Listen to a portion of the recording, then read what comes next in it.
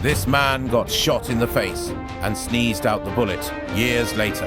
During the Civil War, Willis Meadows was hit point blank in the eye by a musket ball. But here's the twist. He didn't die. He didn't even lose the eye. Doctors couldn't find the bullet. He survived, kept fighting, and forgot about it. Years passed. Meadows lived a quiet life. The bullet still lodged somewhere in his skull, until one day, 58 years later, he had a violent coughing fit. He had coughed up the bullet that had been inside him for over half a century. A medical miracle that left doctors baffled. Was it a freak accident or some voodoo shit?